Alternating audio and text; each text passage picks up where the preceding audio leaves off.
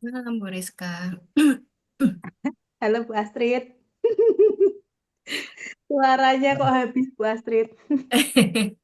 Iya, dikit. Gak apa-apa, nervous.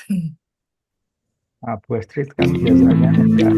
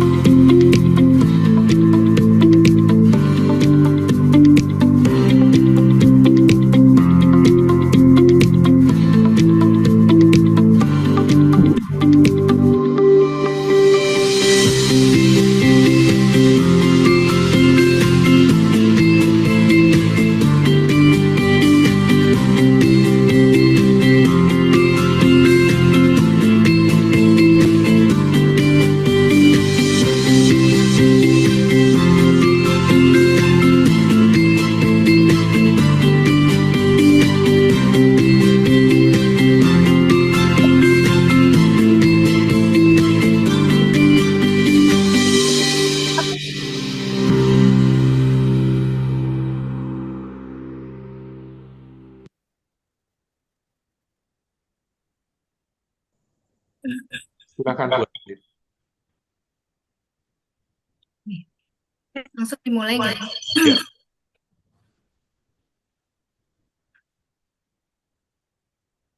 Ya, Selamat sore, Bapak Ibu peserta webinar. yang Assalamualaikum warahmatullahi wabarakatuh. Om Swastiastu dan salam sejahtera untuk kita semua. Sore ini kita bertemu kembali dalam acara Ngobrol Bareng Sore Petang yang diselenggarakan tiap bulan oleh Program Doktor Arsitektur Konsentrasi Arsitektur Digital Universitas Katolik Sugih Pranoto. Pada sore ini narasumber kita adalah Dr. Insinyur Antonius Ardianto MT. Bapak Dr. Insinyur Antonius Ardianto MT merupakan dosen, peneliti, dan pelukis. Beliau mengajar di Universitas Katolik Sugih Pranata pada program S1, S2, dan program Doktor Arsitektur Konsentrasi Arsitektur Digital. Area keahlian beliau di Building Science, Pemukiman, dan Perancangan Arsitektur. Sore ini, Bapak Ardianto akan menyampaikan materi tentang penelitian adaptive reuse pada bangunan kolonial. Sebelum kita menuju paparan dari Bapak Ardianto, mari kita dengarkan terlebih dahulu beberapa pengumuman. iya. Baik, terima kasih Bu Astrid. Selamat sore Ibu Bapak sekalian semuanya atas selamat sore, kehadirannya Prof. pada acara ngobrol bareng Selasa petang yang ke-43. Hari ini kita akan mendengarkan paparan dari Pak Dr. Antonius Ardianto, dosen dari program studi Doktor Arsitektur Konsentrasi Arsitektur Digital Universitas Katolik Sugih Pranoto, dan dimoderatori oleh Bu Astrid sebagai mahasiswa program studi Doktor Arsitektur Konsentrasi Arsitektur Digital angkatan keempat ya, eh, untuk Bu Astrid ini. Hari ini kita akan melihat penelitian dari apa yang dilakukan oleh Pak Ardianto terkait dengan reuse building di bangunan kolonial Belanda yang menjadi bidang keminatan dari Pak Ardianto gitu ya, yang melakukan penelitian ini sejak kuliah S3 ya Pak Ardianto ya. Ya, Nah, baik. saat ini Universitas Katolik Sugih Pranoto juga menerima pendaftaran mahasiswa baru program studi Doktor Arsitektur Konsentrasi Arsitektur Digital. Jadi Ibu Bapak sekalian semua yang tertarik untuk ikut di dalam eh, perkuliahan program studi Doktor Arsitektur ini dapat ikut masuk melalui website di pmb.unika.ac.id seperti yang tadi di video tadi saya sampaikan. Kira-kira itu dari saya, sambutan dari saya. Selamat mengikuti Ibu sekalian semuanya pada acara sore hari ini. Dan selanjutnya saya serahkan kepada Bu Astrid. Silakan Bu Astrid. Baik, terima kasih Prof. Pur. Mohon maaf sebelumnya itu barusan sambutan ya. Oke, baik Bapak Ibu, sekarang mari kita sambut narasumber kita sore ini, Bapak Ardianto. Kepada Bapak Ardianto kami persilahkan tempat dan waktunya.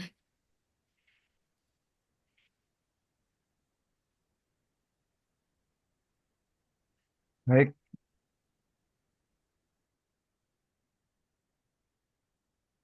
baik, selamat sore Bapak Ibu semua. Selamat Eh, sore, Pak.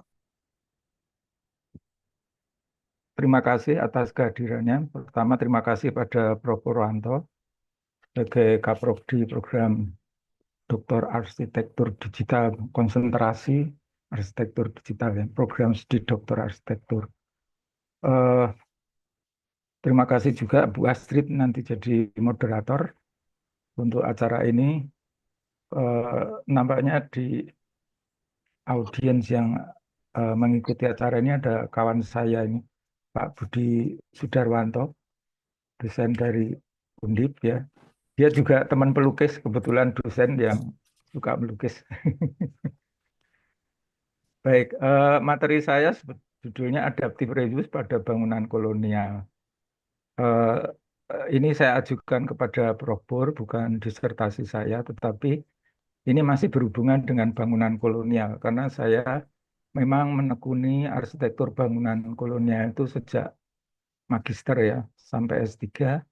Kemudian yang saya lakukan ini adalah merupakan riset hibah, ya, hibah dari pemerintah, dari Dikti, yang saya peroleh tahun 2017 sampai 2019. Jadi ini hibah saya, penelitian 3 tahun, yang judulnya utamanya adalah pemanfaatan bangunan kolonial untuk usaha mandiri. Itu yang judul aslinya, ya. Tetapi dalam konteks ini, pemanfaatan bangunan kolonial ini kan terkait dengan bagian dari pelestarian yang menggunakan strategi adaptive reuse. Karena pada intinya bangunan-bangunan kolonial ini kebetulan yang ada di Semarang, yaitu di kawasan Kota Lama dan kawasan Candi Semarang. Jadi bangunan ini memang dibangun pada era kolonial semua, terutama di kawasan Kota Lama. Dan kawasan Candi merupakan kawasan baru di Kota Semarang yang direncanakan tahun 2020.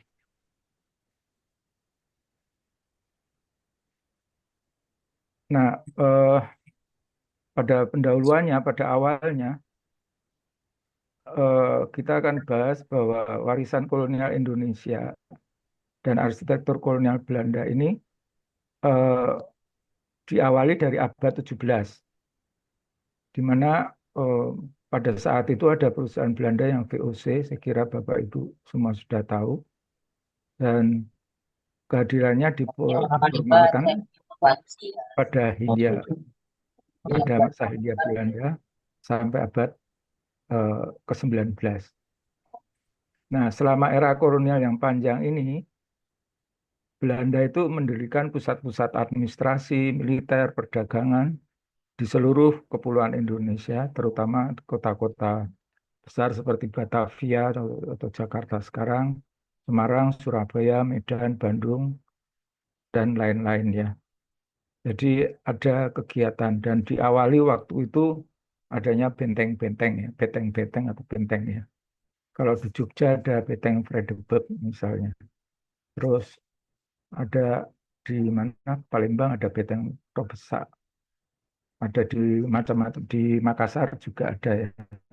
Dalam perkembangannya setelah VOC selesai ditangani oleh pemerintah Belanda, pada masa itu dibangun infrastruktur dan bangunan-bangunan.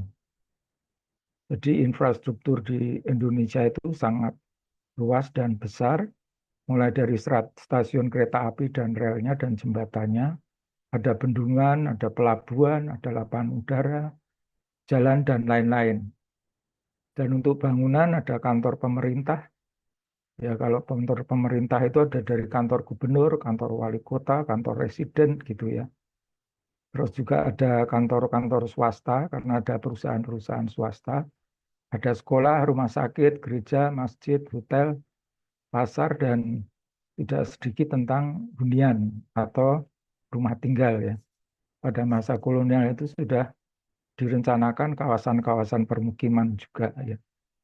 Baik di Jakarta, Bandung, Jakarta di kawasan Kebayoran, Menteng, kemudian di Bandung juga ada, di Semarang kawasan Candi, di Malang kawasan Ijen, Jogja kawasan eh, Kota Baru, dan lain-lain ya. Nah,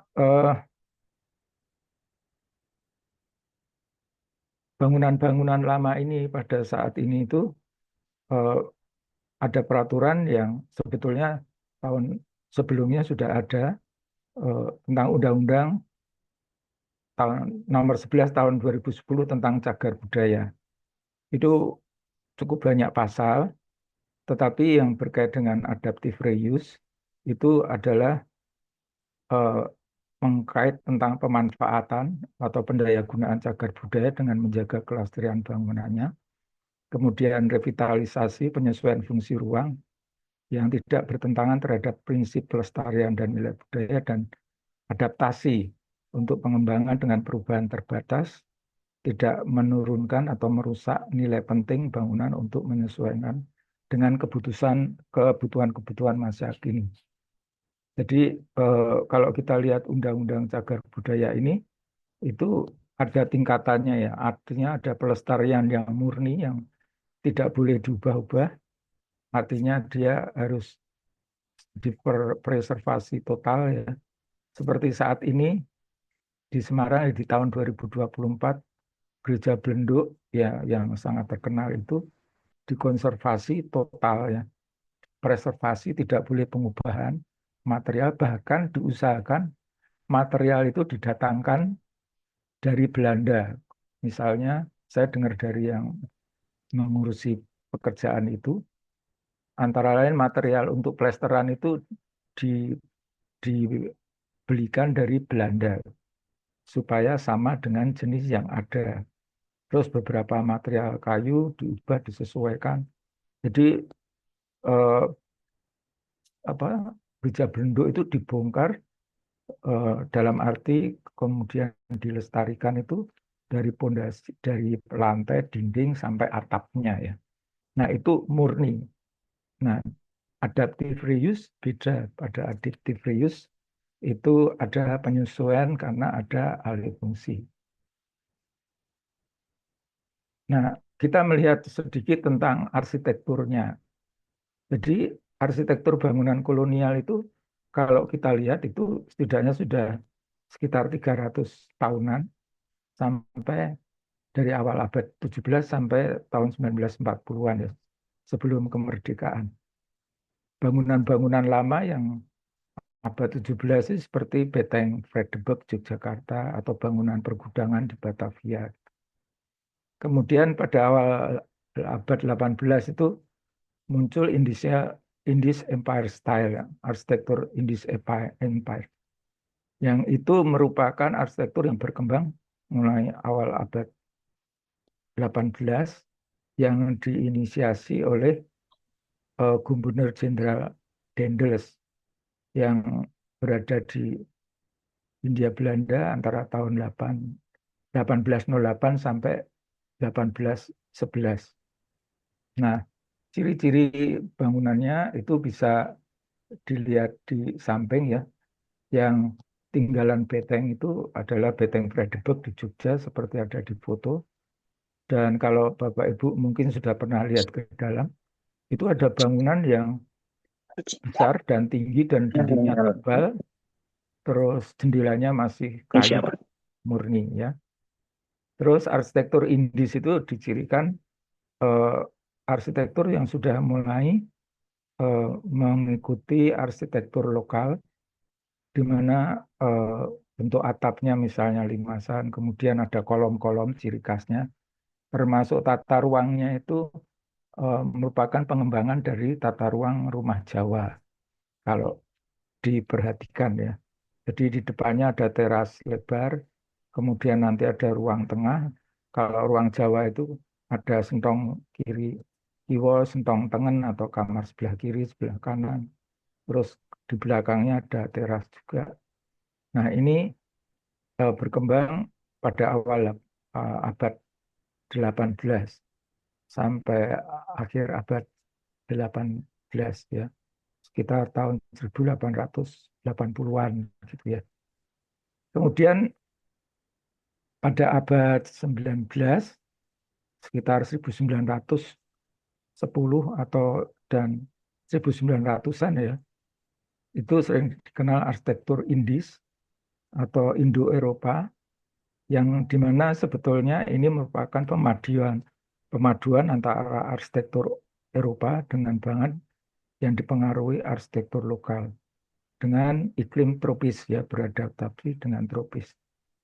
Dan sebetulnya tidak hanya pengaruh lokal tropis, tapi juga ada arsitektur modern. Nah, di sini ini sebetulnya peran arsitek pada awal abad 19, arsitek Belanda itu sangat besar dan kebanyakan alumni dari Delft, Universitas Delft di Belanda. Itu banyak arsitek yang bekerja di berbagai kota di Indonesia, dan itu kalau dilihat bukunya, ada di bukunya karangannya Huib Akihari. Di situ ada nama arsitek seperti Schumacher, Karsten, terus Gisel, dan lain-lain ya, Gerber dan lain-lain itu ada di sana dengan berbagai karyanya. Nah, di situ mewarnai Indonesia seperti ini, gedung sate ya. Itu kalau nggak salah Gerber yang membuat. Di situ dindingnya tebal sekali, terus banyak lubang-lubang, dan itu subang ventilasi sudah terpengaruh oleh unsur tropis. Nah, tadinya kalau saya dulu bingung, ini satenya di mana? Nah, ternyata satenya itu di ujung atap paling atas itu ada tiang kecil, itu ada seperti tusuk satenya. Nah, rupanya di ujung itu satenya itu ada di situ satu tusuk sate, dan itu jadi gedung sate. Nah, itulah arsitektur yang berkembang, dan eh, tentu saja arsitekturnya sangat luas sampai arsitektur sebetulnya sudah masuk arsitektur modern. Nah, berikutnya, mengapa perlu adaptive reuse pada bangunan kolonial?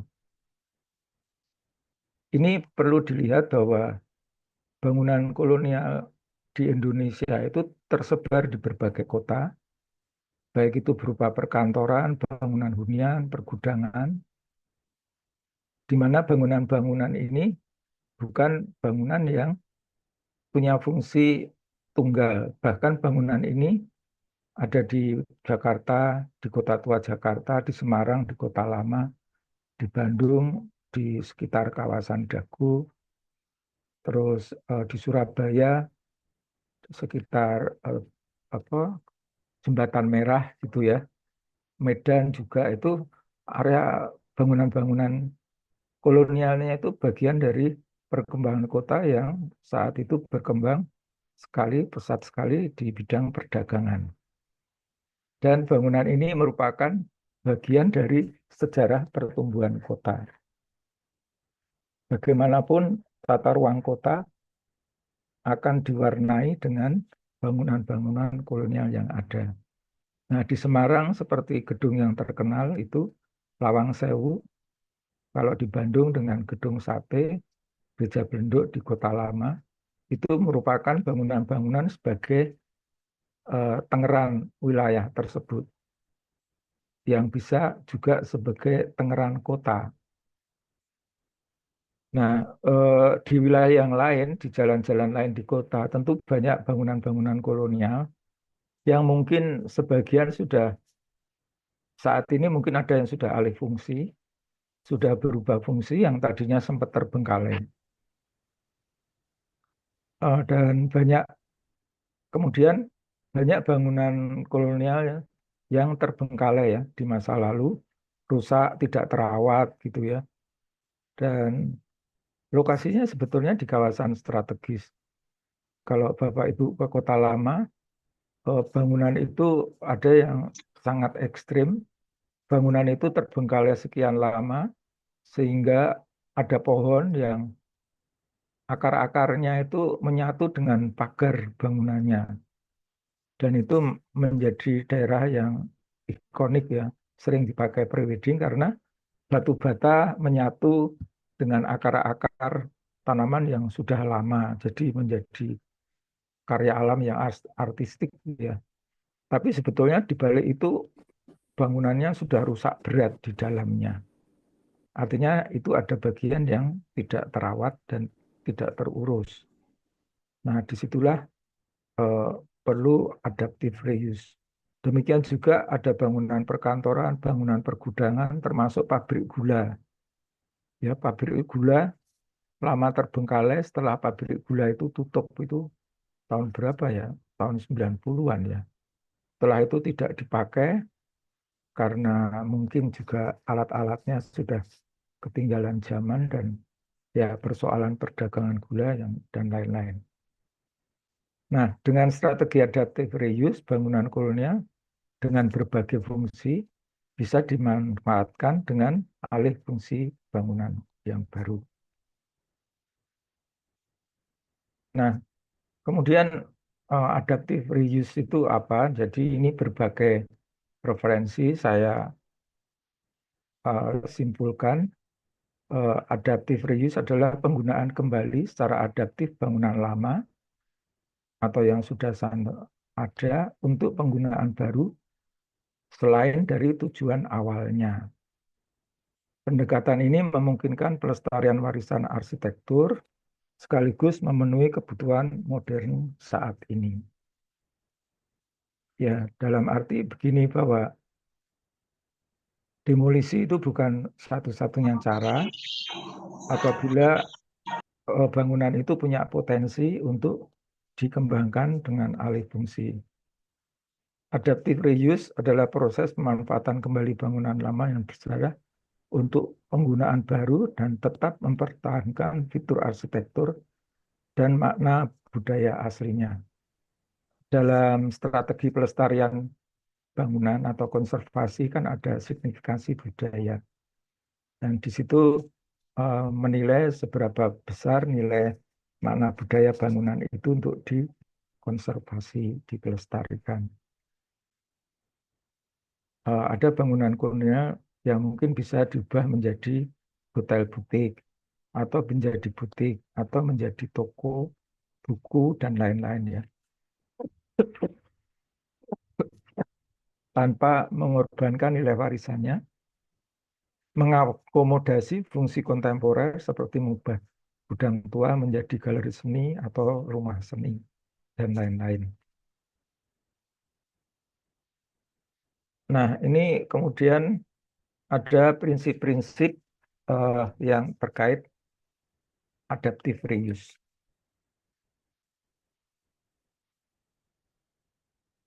Ada beberapa hal yang penting yang perlu diperhatikan, itu antara lain preservation of heritage and character. Jadi mempreservasi bangunan-bangunan kuno atau bersejarah dengan karakternya, yaitu memaintain sejarahnya, kulturalnya atau kebudayaannya, dan signifikasi arsitekturnya dengan original structure-nya. Jadi itu perlu dipertahankan ya, di-maintain. Walaupun bangunan itu sudah 100 tahun usianya, nah bagaimana caranya bangunan itu tetap dipertahankan dengan penguatan tertentu atau dengan perubahan atau dengan cara tertentu.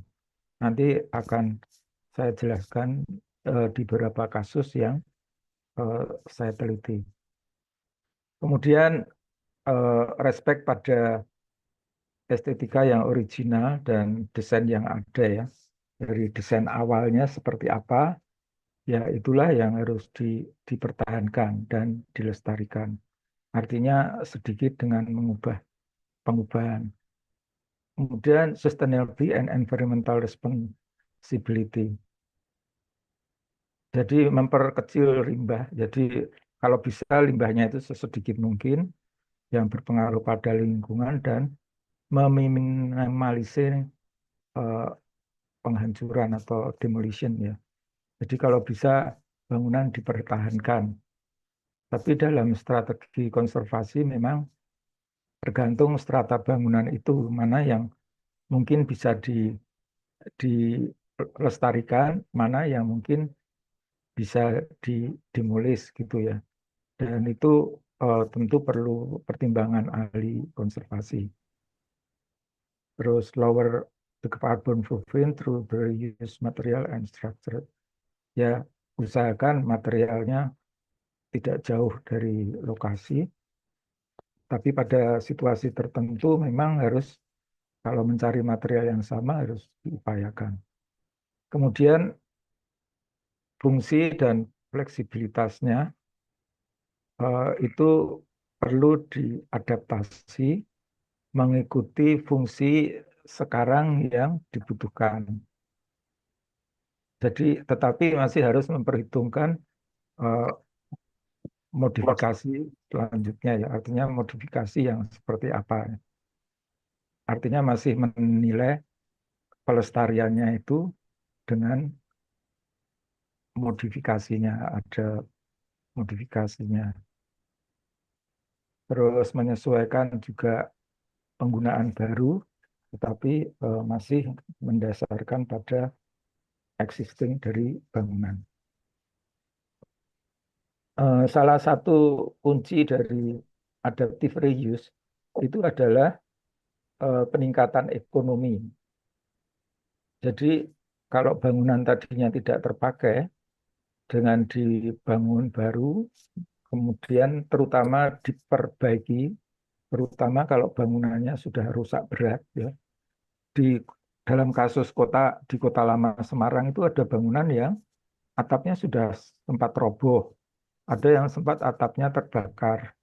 Itu dengan niat baik untuk konservasi, atapnya tadi dibangun kembali, terus bangunannya diperbaiki interiornya dengan disesuaikan arsitekturnya dengan segala upayanya. Terus menstimulasi lokal ekonomi yang ada di sana atau pengembangan real estate yang ada di sana. Di Kota Lama Semarang itu ada bangunan yang tadinya pergudangan, terus pada eh, mungkin 5 tahun yang lalu ya, itu di Kota Lama ada pasar barang antik yang di dekat Gereja Belenduk. Tapi lama-lama dipertimbangkan bahwa pasar ini mengganggu keindahan dari kawasan ini dan apa ya rasanya kurang tepat kalau ada di situ. Kemudian dimasukkan dalam salah satu gudang yang berada di belakang Gereja Belenduk, sehingga bangunan barang-barang antik ini juga aman, tertata, dan pengunjung bisa melihat dengan nyaman tanpa harus kepanasan atau kehujanan. Nah, yang punya barang antik itu kan masyarakat kecil, bukan pengusaha yang besar ya, tetapi bisa memanfaatkan ruang itu. Di sisi lain, yang pengusaha restoran dan lain-lain itu bisa memanfaatkan bangunan itu untuk restoran dengan nilai lebih. Misalnya ikan bakar Cianjur ya, itu kan hampir setiap kota besar itu ada ya. Di Kota Lama juga ada, nanti kasusnya akan saya tunjukkan. Dan di situ bangunan dikonservasi hampir seperti aslinya dengan penyesuaian ruang. Kemudian integration of new and old. Jadi di sini harmonisasinya dalam memblending intervensi modern itu harus berkaitan dengan historical element, harus berkaitan dengan elemen-elemen sejarah bangunan itu. Jadi kalau bisa ada keserasian ya antara bangunan yang diterapkan di situ dengan elemen-elemen baru, termasuk fungsinya.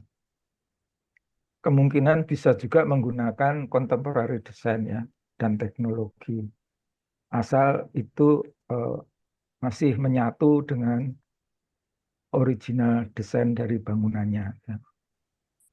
Dan dalam banyak kasus justru bangunan yang dengan karakteristik arsitektur masa lalu, apakah itu arsitektur modern atau mungkin Art Deco atau arsitektur masa kolonial, itu punya nilai sendiri ya. Nah, bagaimana menyesuaikan dengan itu? Terus ini masih harus berkaitan dengan standar-standar yang dibutuhkan pada era modern, upgrade structure-nya, tapi juga untuk berkaitan dengan keamanan, aksesibilitas, dan building code, ya, peraturan-peraturan bangunan yang berlaku. Juga bila memungkinkan memanfaatkan efisiensi energi. Jadi bangunan-bangunan kuno kolonial itu kan biasanya plafonnya tinggi, jendelanya besar. Nah, itu bisa dimanfaatkan untuk pencahayaan. Tapi biasanya kalau masalah penghawaannya biasanya masih menggunakan AC karena kalau kenyamanan itu kalau cuaca alam kan berubah-ubah, jadi tidak stabil. Nah, adaptive reuse pada kasus bangunan kolonial di Semarang. Nah, pada kasus yang saya pakai itu kawasan Kota Lama Semarang, lokasinya. Nanti ada 6 bangunan dan kawasan candi. Di kawasan candi ada 4 bangunan. Kalau di kawasan Kota Lama itu banyak bangunan perkantoran, ada bangunan perdagangan. Tapi kalau di candi utamanya adalah berasal dari bangunan hunian atau rumah ya. Ini ada satu area yang saya pilih yang berbeda. Kota Lama Semarang ini kan karakternya kota abad pertengahan gitu ya. Kotanya itu bangunannya sangat padat, bahkan tidak ada apa ya jalan hubungan antar ruang dan jalan itu mepet sekali ya. Dan kalau di Eropa itu dikembangkan jadi mall, kadang diberi atap gitu ya, yang menjadi dasar konsep mall itu karena antar bangunan lama kemudian disambungkan dengan atap untuk pencahayaan dan untuk aktivitas di jalan itu. Nah, di Kota Lama itu padat bangunannya. Sementara di kawasan Candi itu justru konsepnya adalah semacam apa ya, tropical garden city. Tropical garden city itu lahannya itu luas, bangunannya kecil ya. Kalau nggak salah lahannya rata-rata sekitar 1.000 meter dengan bangunan hanya sekitar 100 meter persegi atau kurang gitu ya.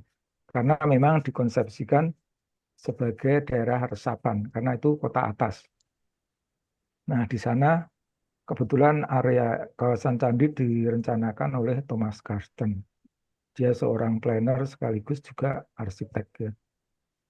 Nah, bangunan di kawasan candi itu rumah tinggal, tapi juga ada rumah sakit, ada sekolahan juga.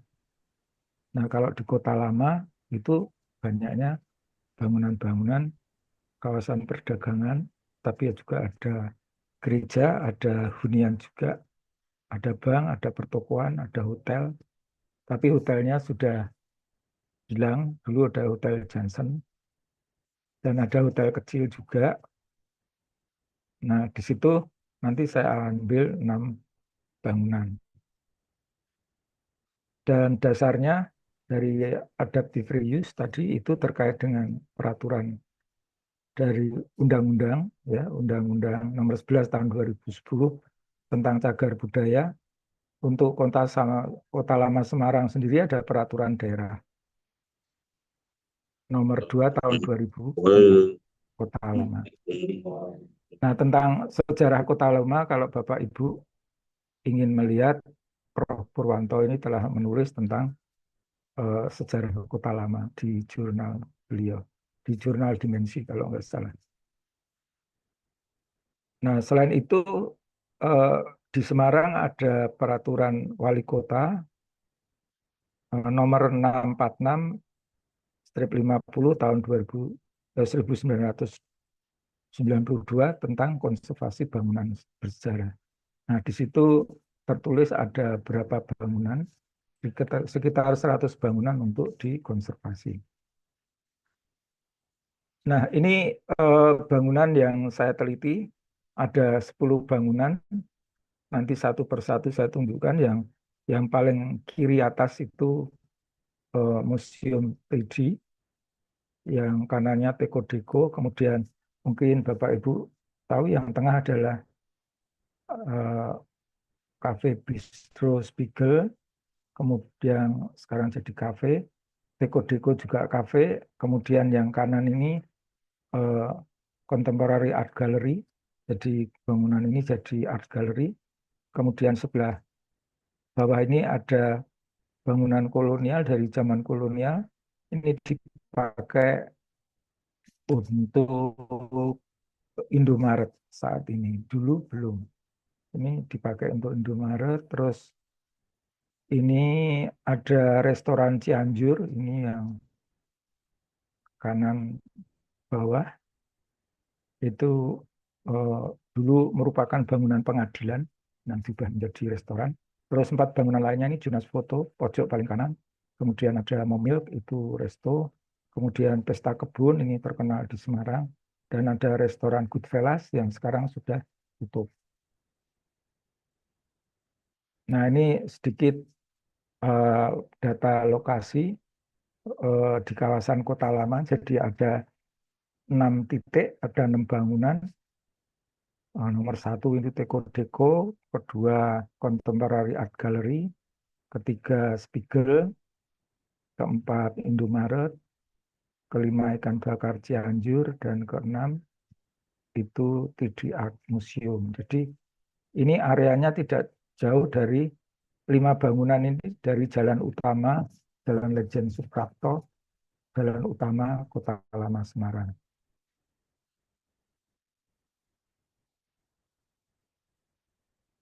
Baik, ini restoran Goodfellas. Ini salah satu, jadi penelitian kami waktu itu tim saya berempat. Waktu itu tim saya ada Dr. Rudianto Susilo yang dulu pengajar S3, terus ada yang dari ekonomi Pak Suroto dan almarhum, dan dari ekonomi juga rekan Pak Toto. Nah, ini dalam meneliti saya itu dibantu mahasiswa untuk menggambar denahnya. Denahnya digambar persis, kemudian tata ruangnya juga. Nah, setelah itu kita lihat perubahan-perubahan fungsinya ya. Jadi tadinya ini rumah tinggal ya. Dan rumah tunggal ini karya Thomas Karsten. Dulunya juga tempat tinggal rekan kami, dosen Pak Darmawan, AS Darmawan, sempat tinggal di sini. Kemudian sebelum jadi restoran sempat jadi sekolah internasional Singapura ya. Singapore International School. Pernah bisa jadi sekolah, terus kemudian menjadi resto. Dan sekarang restonya tutup, kemudian jadi kantor konsultan. Tutup karena COVID ya. Jadi ada perubahan fungsi yang mungkin saya tunjukkan sedikit di sini. Ini sebetulnya yang tengah ini ruang makan 7, ini tadinya teras. Nah, terus diberi atap kaca, dinding kaca, menjadi area yang bagus sekali view-nya ke bawah, yaitu ke kota bawah itu ya. Terus ini ada ruang besar jadi ruang makan. Terus ada beberapa ruang. Bangunan ini sangat bagus karena ini total desain ya. Jadi desain bangunan ini tidak hanya bangunan secara keseluruhan, arsitektur berupa struktur dinding sampai atap, plafon dan lain-lain, tetapi juga ada almari built-in yang disesuaikan dengan ruangnya. terus tata ruangnya itu demikian kompak dan berada di daerah berkontur. Nah, sebetulnya ini ada lantai bawahnya, tapi kami tidak diizinkan untuk ke bawah. Nah, intinya ada beberapa ruang makan yang dipakai, disiapkan untuk restoran ini, dan ini untuk kelas menengah ke atas ya. Nah, di sini settingnya ada apa style yang tahun 60-an gitu ya. 70-an ada Marilyn Monroe, terus ya cukup detail dan beberapa dilestarikan hanya dengan sedikit beberapa penambahan. Kemudian ini Jonas Foto. Ini Goodfellas tadi di kawasan Candi ya. Jonas Foto di kawasan Candi. Ini menarik. Jonas Foto sekarang juga sudah tidak ada. Karena penelitian ini tahun 2017. Jonas Foto itu sekarang sudah menjadi The Kamboja milik restoran milik Ana Avanti ya. Sudah berubah lagi. Nah, ketika jadi Jonas Foto di sini itu menjadi foto studio, terus juga untuk galeri, pameran foto-foto hasil foto studio untuk displaynya, termasuk juga ada tempat penjualan figura dan perlengkapan foto-foto gitu ya. Jadi di sini tidak mengubah bentuk sama sekali. Jadi hanya penyesuaian. Pada rumah utama tidak ada perubahan, tetapi pada ruang belakangnya ada tambahan. Nah, ini pada sisi kanan terlihat arsitektur aslinya, ada tangga naik ke atas, dan ini bagian dari arsitektur Indis untuk rumah tinggal. Nah, ini pesta kebun. Sampai sekarang tetap namanya pesta kebun. Tadinya rumah kolonial. Yang menarik ini jadi restoran, dan terutama restoran keluarga. Biasa dipakai untuk rapat-rapat pejabat gitu. Dan beberapa ruang itu eh, seperti aslinya, hanya colornya dirubah, dan yang menarik itu banyak barang antik dimasukkan yang bernuansa kolonial. Jadi nuansa kolonial dimasukkan di sini. Nah, di bagian belakang ada eh, penyesuaian dengan landscape di belakang untuk area yang lebih luas.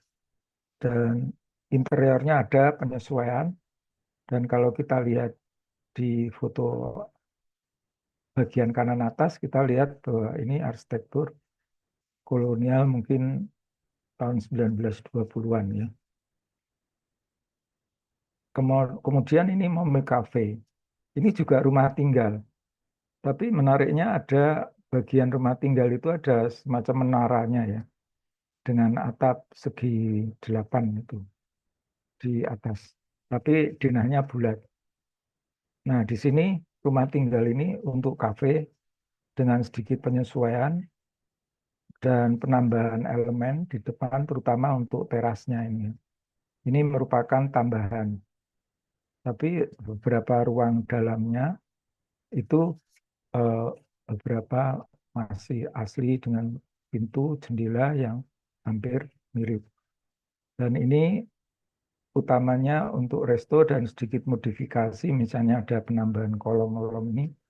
Ini beberapa hal yang baru. Nah, ini Spiegel Bar and Bistro ya. Nah, Spiegel ini bangunannya 2 lantai. Lantai kedua itu lantainya dari kayu.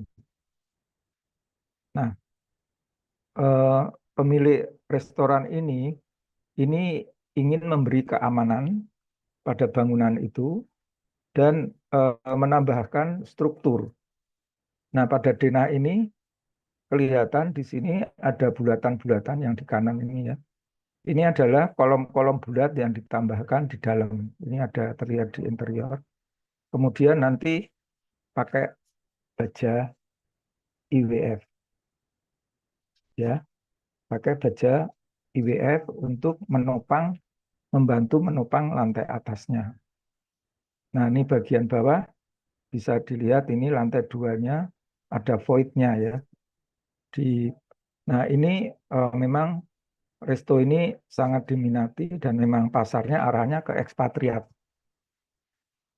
Dan arsitekturnya masih ditampilkan aslinya. Ada beberapa bagian dinding yang dikelupas untuk melihatkan struktur batanya yang melengkung gitu ya. Dan itu pemiliknya juga arsitek ya di Jakarta. Dan sebagian ini ada bistro jadi untuk jual pakaian, terus ada barnya juga. Nah ini ada modifikasi yang dilakukan dengan adaptive reuse. Bangunan ini dulunya sudah nggak berbentuk ya, artinya itu sudah hancur gitu loh.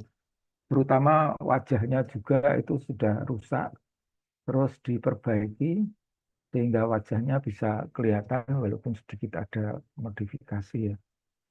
Tapi eh, saya sempat dulu pernah memotret pada awal kondisi tidak terurus. Nah ini jadi menghidupkan kawasan. Nah ini nah, restoran ikan bakar Cianjur ini. Ini menarik ini Prof. Pur juga dulu waktu disertasi ini menjadi bagian penelitiannya untuk kenyamanan termal. Tetapi saya meneliti untuk adaptive reuse ya. Nah kalau Bapak Ibu lihat, ini jendelanya besar-besar ya. Ini kalau nggak salah itu mungkin Prof. Pur bisa koreksi, itu dibangun tahun sekitar 1756 kalau nggak salah. Ini hampir sama dengan tahun untuk gedung arsip Jakarta. Arsitekturnya hampir mirip. Jadi ini dindingnya besar, jendelanya besar gitu. Nanti jalusi di dalamnya itu juga besar-besar ya. Dan plafonnya sangat tinggi. Ini masih dibuat seperti aslinya. Bahkan untuk ruang AC itu pun pakai AC apa yang AC stand yang ada di lantai itu dimasukkan di lemari sehingga tidak merusak pemandangan yang di sana. Terus beberapa bangunan lantainya juga masih asli, dinding jendelanya masih asli, hanya penambahan di belakang. Dan nah ini ada satu hal yang perlu saya sampaikan, sebelah kiri bangunan itu dulunya ada bangunan kecil entah apa mungkin pergudangan, ini dibuka atau didemolis untuk area parkir. Nah nilai bangunannya memang ini kantor pengadilan untuk mengadili orang-orang Jawa atau inlander pada zaman dulu. Dan di belakang itu dulu adalah penjara. Nah, itu kalau dilihat nanti menarik, di situ ada yang jelusinya ada besi lancipnya. Nah, kita lihat di sini di tengah ini ada jendela yang kerawang atau eh, aliran udara untuk ventilasi di atas pintu maksud saya. Itu ada ukiran-ukiran ya. Dan itu besar, lebarnya itu pintunya mungkin 1 meteran itu. Dan ini memang ada pada era zaman dulu. Nah, kemudian ini Teko Deko. Menurut informasi, Teko Deko ini bangunan Indis ya, dibangun 1825 informasinya. Berarti sekitar 13 tahun atau 14 tahun setelah Dendels pulang. Ya, arsitekturnya sudah 2 lantai, tapi lantai 2-nya memang dari kayu dan bangunannya bentuknya indis kelihatan ada kolom-kolomnya. Nah, di sini ada penyesuaian di bawahnya, ada tambahan pintu jendela ini ya, yang dulunya merupakan kolom-kolom ya. Nah, ini Teko Deko. Dan lagi-lagi sekarang Teko Deko ini sudah tutup dan pindah ya. Jadi saya meneliti itu ternyata yang adaptive reuse itu bisa berganti-ganti pengguna ya. Dan sekarang saya belum tahu yang fungsi yang baru. Kelihatannya sementara masih tutup. Nah, itu bisa berubah fungsi. Dan di sini lantai 2 terutama ada ruang terbuka tambahannya di belakang itu untuk ruang seni, kegiatan seni. Nah, yang menarik ini ya, kalau ini Semarang Contemporary Art Gallery. Contemporary Art Gallery ini kalau dilihat dari luarnya, itu ada jendelanya, ada pintunya, tetapi sama sekali tidak difungsikan karena ruang dalamnya harus tertutup untuk dinding-dinding karya seni. Jadi harus tutup semua dan ruangnya di AC seperti pada gambar di sini. Jadi ruangnya luas, ada lantai 1 dan lantai 2.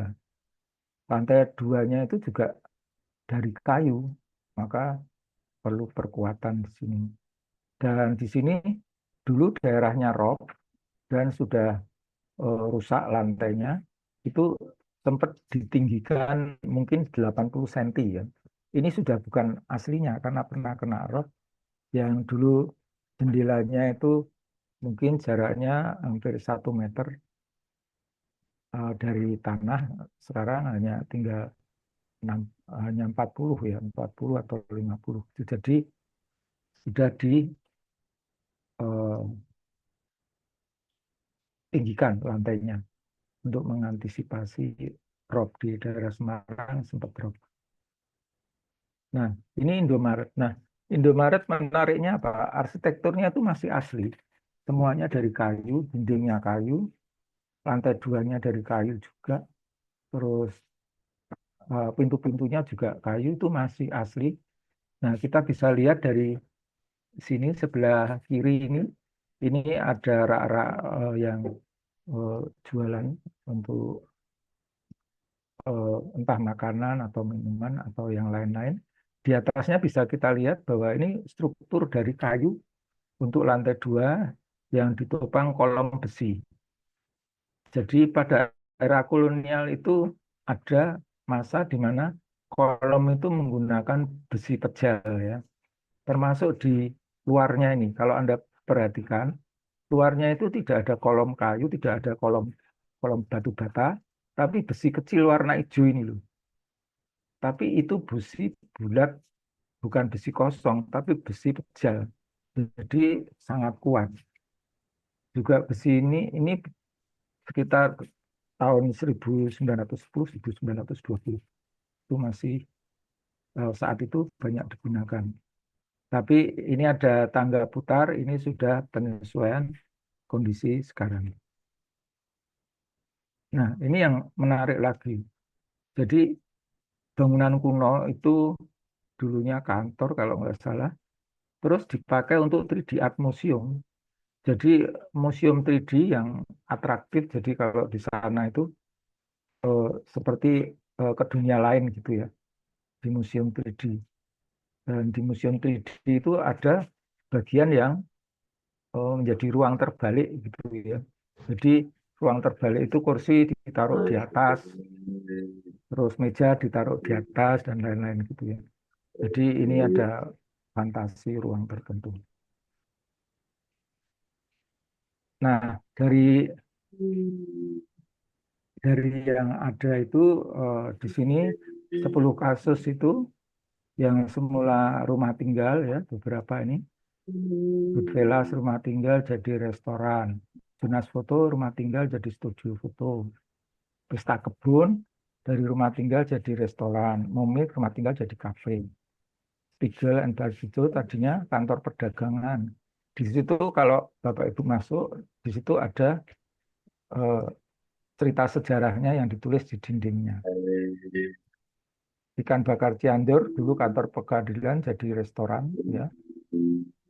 Terus Teko Deko dulu rumah tinggal jadi kafe. Kemudian Contemporary Art Gallery dulu juga bangunan. Maaf ini siapa ya?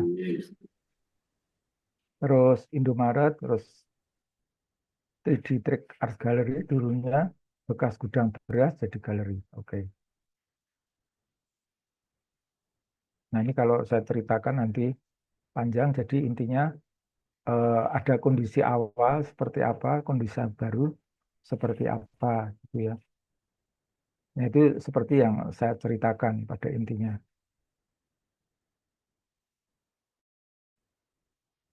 Baik, terus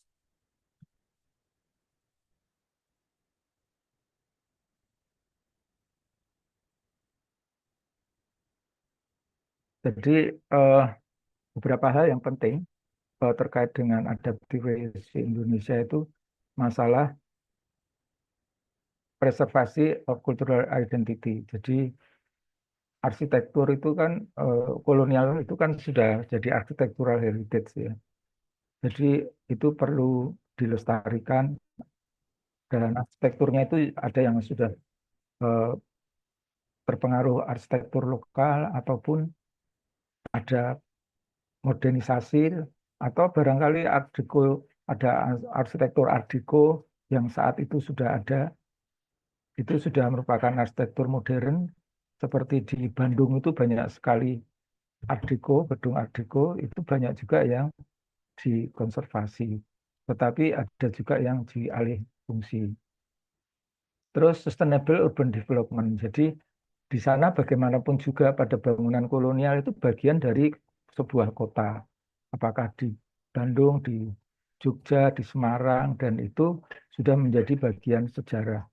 Maka eh, adaptive reuse ini punya tugas untuk eh, membuat itu sustain ya, urban development. Jadi lingkungan itu tetap terkonservasi ya secara lingkungan, tetapi juga eh, tidak melakukan perusakan pada bangunan lamanya. Dan intinya eh, masih memperhitungkan eh, lingkungan yang lebih baik di masa depan. Kemudian economic revitalization. Ya pada intinya ini menimbulkan pekerjaan baru, bisa juga untuk tourism. Kenyataannya di kota lama itu menjadi daerah turis sekarang, menjadi pusat turis, kegiatan turis di kota Semarang ya. Jadi kalau sudah sampai Semarang tanpa ke kota lama ataupun ke Lawang Sewu itu terasa kurang. Banyak tamu-tamu yang datang ke kampus kami pinginnya ke situ. Atau ada event internasional di Semarang, pasti pingin ke conference internasional, pasti ke kota lama. Jadi ini memang menjadi menarik, ada aspek tourism yang bisa dikembangkan gitu. Terus harus memperhatikan integrasi antara yang lama dan baru. Itu dalam kaitannya bagaimana menyambung elemen-elemen sejarah pada masa lalu dengan elemen baru yang harmonis, intinya di situ. Contemporary design masih memungkinkan, tetapi itu akan menjadi menarik kalau bisa ada blend ya, ada menyatu dengan elemen lama. Jadi saya kebetulan kemarin ke kafe yang relatif baru di Semarang, mungkin Bapak Ibu ada yang namanya Cafe Blue House. Itu mungkin sudah 10 tahunan lebih, 20 tahunan lebih nggak dipakai dan terbengkalai. Tapi ketika diperbaiki, dijadikan kafe dengan bentuk yang ori, terus hanya diberi elemen karakter warna biru, ternyata anak muda banyak yang datang ke sana. Jadi bagaimanapun juga itu eh, elemen-elemen arsitektur masa lalu, tidak hanya kolonial, itu buat anak muda itu punya potensi Instagramable ya, punya nilai untuk buat selfie yang untuk apa, kehidupan sosial media, kebutuhan sosial media mereka. Terus dalam hal ini aspek-aspek modern baik struktur, keamanan, aksesibilitas, dan building code itu harus diperhatikan ya. Peraturan-peraturan daerah diperhatikan. Di Kota Lama itu ada Badan Pengelola Kawasan Kota Lama atau BPK 2L. Itu yang mengontrol ketika ada penggunaan baru di bangunan lama di kawasan Kota Lama. Nah, di situ memberi kontrol untuk penggunaan adaptive reuse ini. Dan kalau bisa juga energinya efisien ya. Nah, ini kasus adaptive reuse yang lain di Indonesia. Ini seperti yang saya sampaikan, ada pabrik gula itu dulu terbengkalai, termasuk Colomadu ini. Nah, Colomadu ini telah diubah menjadi museum dengan berbagai fungsi. Di sini ada tempat untuk teater, ada untuk seminar, ada untuk kafe. Di samping di sana masih memperlihatkan beberapa mesin-mesin yang ada di sana. Dulu bangunan ini kan atapnya juga rusak, maka di sini atapnya dibuat baru ya. Dulu saya juga pernah, mungkin Bapak juga pernah di Brebes itu ada pabrik gula juga sudah rusak, terus dipakai untuk rest area ya. Itu saya kira ide yang kreatif jadi rest area dan cukup ramai di situ untuk beberapa rumah makan gitu ya. Terus juga ada galerinya dan beberapa aktiviti diadakan di situ. Ini dibangun tahun 1928 ya. Jadi hampir 100 tahun lalu. Dan ini menjadi eh, bagian dari sejarah kawasan itu dengan dibangunan ini, maka kawasan itu akan hidup bahwa dulu memang daerah ini sebetulnya eh, pabrik yang di mana orang sekitarnya itu adalah orang yang bekerja di pabrik ini. Dengan ini hidup diharapkan ada nilai ekonomi untuk masyarakat sekitar gitu ya. Ini pelatarannya luas. Yang sedikit disayangkan di sini ada beberapa bangunan kuno di sekitarnya atau rumah yang lain-lainnya eh, sempat didemolis gitu ya. Nah, mungkin Bu Astrid pernah masuk ke sini, Bu Astrid, di pos blok, gedung Filatoli pos blok ini. Ini ada Iya, di pernah. Jakarta ya. Ya, Ini sangat menarik. Jadi bangunan ini kalau Bapak Ibu lihat Batavia tahun 1940 atau tahun 1930, di depan gedung ini ada tram kota yang lewat. Jadi ada video yang menunjukkan bangunan ini dilewati tram kota di Jakarta. Dan ini merupakan gedung filateli atau gedung untuk perangko ya, pehobi perangko gitu. Nah, di sana saya sempat masuk pernah waktu saya ke Jakarta ngurusi IKN, ditawari teman, sempat kan ke sana. Nah, saya sempat ke sini dan melihat ini interiornya seperti ini. Jadi ada juga ini semacam tribunnya, mungkin ada event yang bisa diadakan di situ. Dan ketika saya ke situ banyak anak muda yang suka ke sini. Ada yang di luar, ada yang di dalam, seperti yang ada di foto ini. Artinya apa? Artinya bangunan ini bersejarah dan lokasinya di situ dengan nilai arsitekturnya yang tinggi pada masa kolonial. Ini menjadi sesuatu yang bisa dibangkitkan lagi untuk menampilkan memori masa lalu, tapi dengan fungsi baru yang modern. Ini contoh-contoh bangunan yang ada.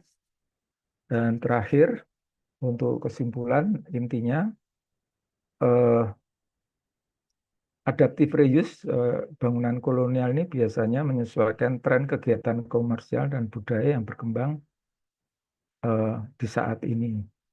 Bangunan ini dimanfaatkan dengan alih fungsi untuk berbagai kegiatan usaha, untuk peningkatan ekonomi dan pelestarian bangunannya.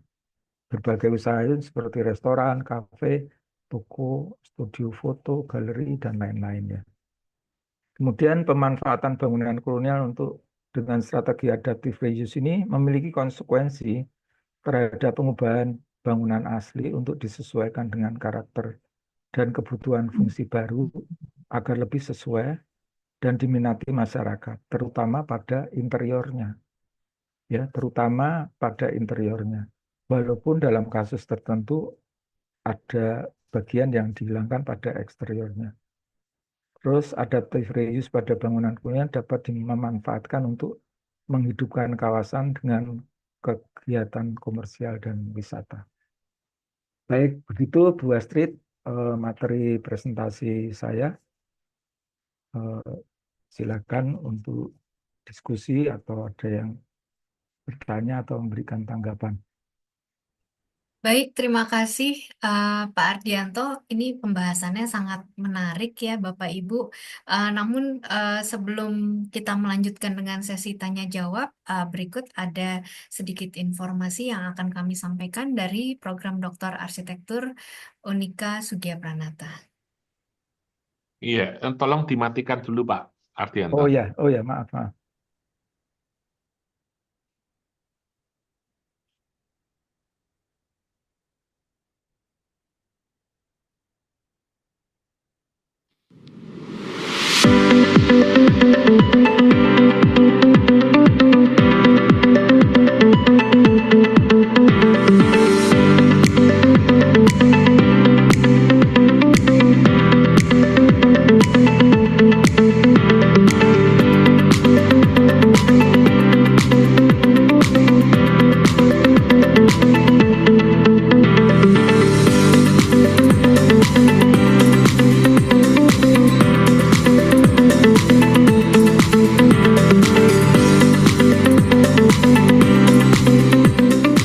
Program studi Doktor Arsitektur Digital di Unika Sugiapranata ini menawarkan pendekatan yang sangat komprehensif, tidak hanya mengeksplor dari sisi teori, tetapi juga mengeksplor bagaimana penerapan teknologi digital diterapkan dalam desain arsitektur saat ini. Kurikulum yang tersusun dengan rapi dan didukung dengan para dosen yang ahli di bidangnya mampu mendukung dan menambah wawasan saya khususnya dalam arsitektur digital.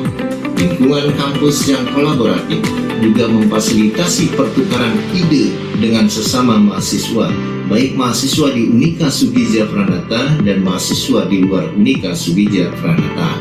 Program ini tidak hanya berfokus pada penelitian akademis, tetapi juga membuka peluang besar untuk berinovasi dalam bidang arsitektur digital. Saya merasa program ini telah membantu saya menjadi lebih siap untuk berkontribusi dalam pengembangan arsitektur masa depan yang lebih smart, lebih canggih, efisien, dan berkelanjutan. Oleh karena itu, bagi rekan-rekan yang memiliki minat dan semangat untuk mendalami arsitektur digital dan ingin memperdalam pemahaman serta praktiknya, saya sangat mengajak Anda untuk bergabung di program doktor ini. Program ini adalah tempat yang tepat untuk mengembangkan karir dan pengetahuan di bidang arsitektur, khususnya yang berbasis teknologi digital. Yang pertama adalah nyaman, dan yang kedua pastinya menyenangkan. Itulah yang memotivasi saya untuk melanjutkan studi di program doktoral ini. Kampus adalah rumah kami berdua, karena di situ kami bisa berdiskusi bersama, melakukan pembelajaran bersama, sharing knowledge terkait desain konstruksi bangunan yang smart, dan pastinya berrelevansi dengan teknologi digital saat ini. Diampu oleh dosen yang profesional dan fasilitas yang memadai, yang menunjang, sehingga kami bisa melaksanakan penelitian dengan menyenangkan. Selama menempuh pendidikan di program ini, saya merasakan manfaat besar dari pendekatan pembelajaran yang komprehensif. Program ini memberi kesempatan untuk mempelajari tren-tren terbaru di dunia arsitektur, seperti artificial intelligence, building information modeling, arsitektur kinetik, virtual reality, augmented reality, dan juga simulasi bangunan yang berbasis digital. Didukung fasilitas pembelajaran digital modern dan juga perangkat lunak arsitektur terkini. Program ini mengasah kemampuan kami untuk memanfaatkan teknologi dalam menciptakan desain arsitektur masa depan yang eco-efisien, sustainable, user-oriented, dan juga ramah lingkungan dengan pendekatan digital terkini. Program Doktor Arsitektur di Universitas Katolik Sugiapranata Semarang dirancang untuk menyiapkan saya dalam menjawab tantangan dan juga kebutuhan arsitektur di masa depan. Saya yakin program ini akan memberikan fondasi yang kuat bagi Anda untuk berkembang dalam karir sebagai arsitek profesional maupun sebagai pengajar di dalam dunia arsitektur. Bagi Anda yang tertarik untuk menjelajah peluang tanpa batas dalam bidang arsitektur, khususnya arsitektur digital, saya mengajak Anda untuk bergabung ke dalam program Doktor Arsitektur Digital di Universitas Katolik Sugiapranata Semarang. Program Studi Doktor Arsitektur, Konsentrasi Arsitektur Digital, Universitas Katolik Sugio Pranoto membekali mahasiswa untuk memanfaatkan dan mengembangkan penggunaan teknologi simulasi komputer seperti augmented reality sebagai sarana kajian analisis ilmiah dan presentasi dari hasil penelitian doktoral yang bermanfaat bagi perkembangan keilmuan dan dunia arsitektur.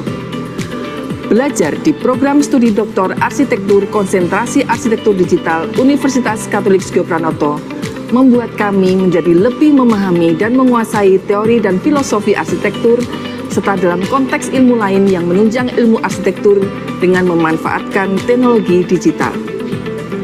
Sarana dan fasilitas pembelajaran yang lengkap, suasana pembelajaran yang joyful dengan para dosen yang kura personalis membuat kami, mahasiswa program studi Doktor Arsitektur Konsentrasi Arsitektur Digital Universitas Katolik Sugio Pranoto selalu bersemangat dan termotivasi dalam aktivitas pembelajaran, penelitian, dan publikasi ilmiah. Mari bergabung bersama kami, program studi Doktor Konsentrasi Arsitektur Digital Universitas Katolik Sugio Pranoto. Talenta Pro Patria et Humanitate. Talenta terbaik dipersembahkan demi bangsa, negara, serta kemanusiaan.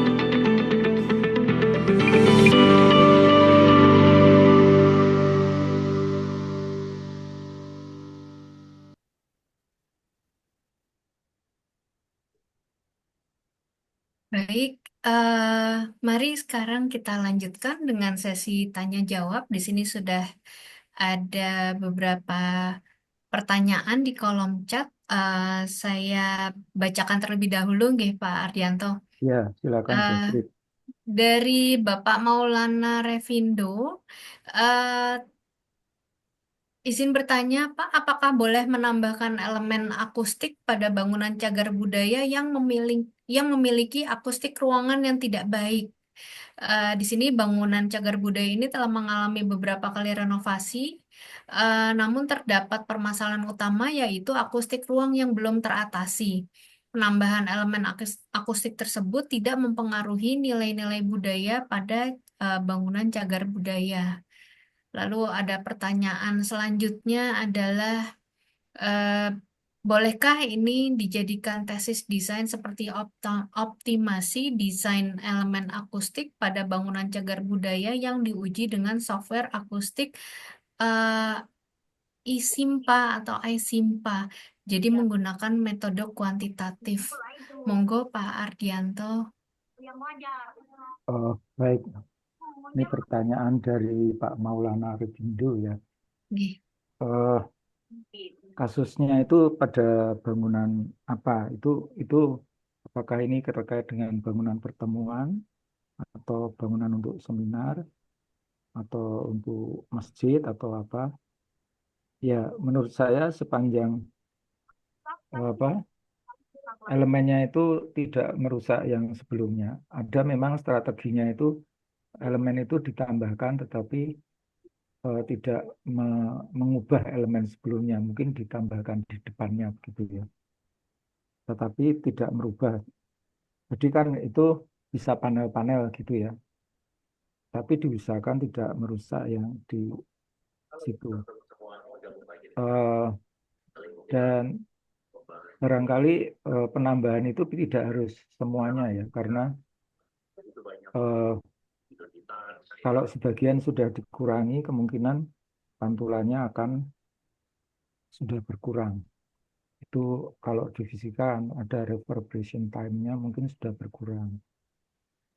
Terus kalau mau dipakai untuk studi, ya bisa saja dengan kasus tertentu.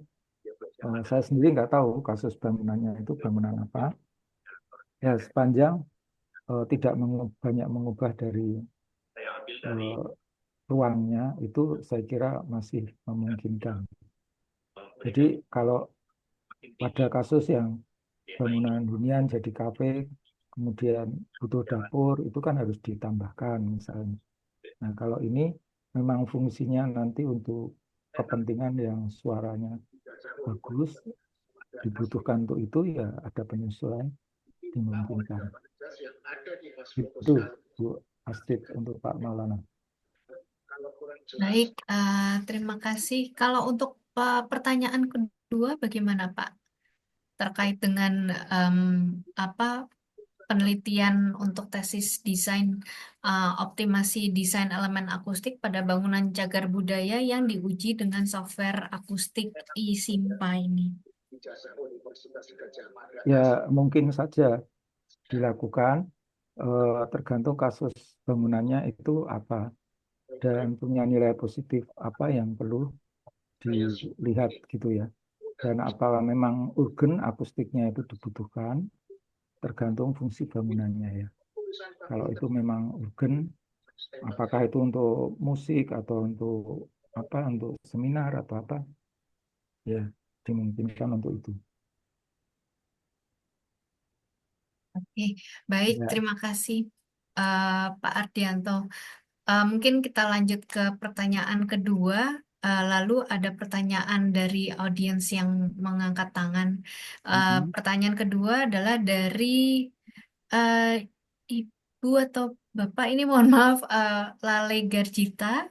Pertanyaannya adalah saat kita akan melakukan pelestarian terhadap bangunan bersejarah, bagaimana menentukan pendekatan atau strategi pelestarian yang sesuai?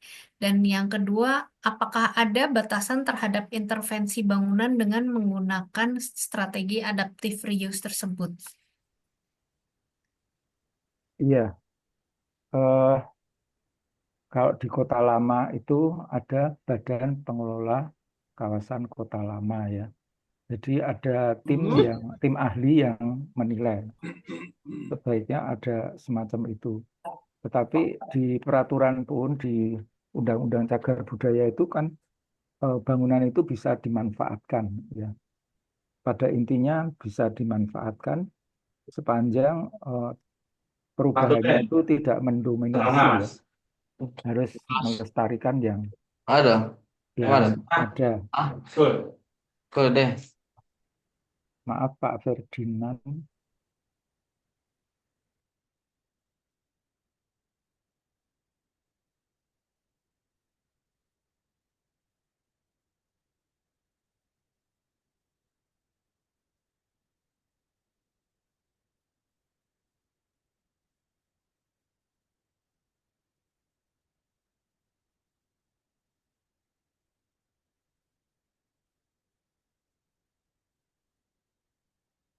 Ah, maaf Pak Ardianto, mic-nya termute.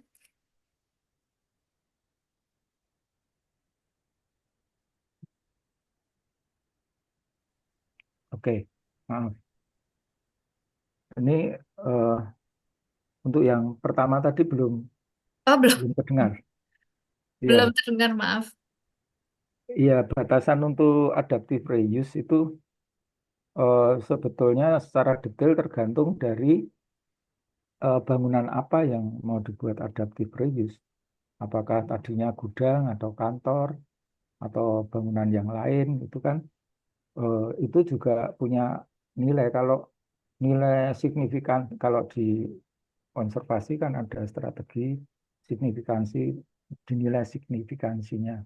Kalau pergudangan itu biasanya signifikansinya rendah gitu ya.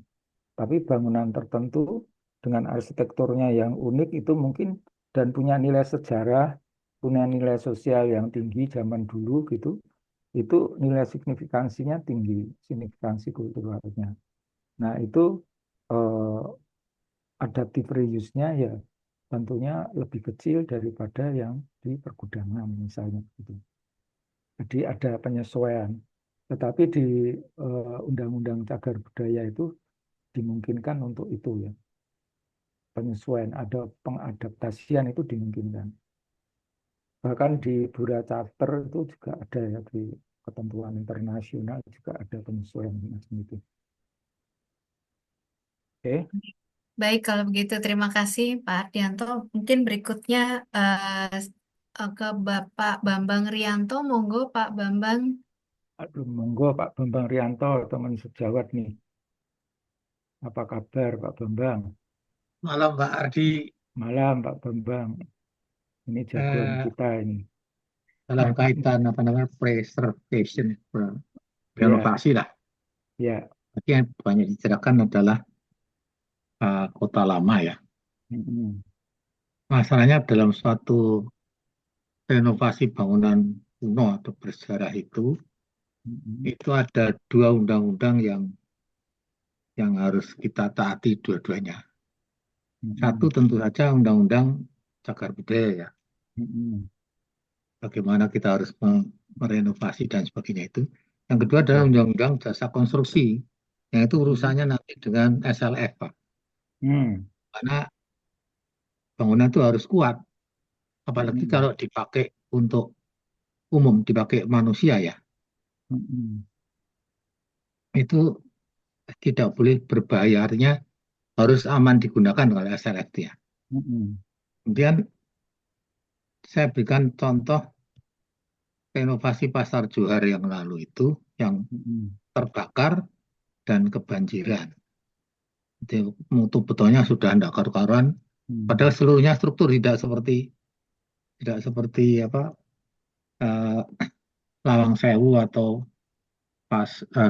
stasiun Poncol dan sebagainya itu.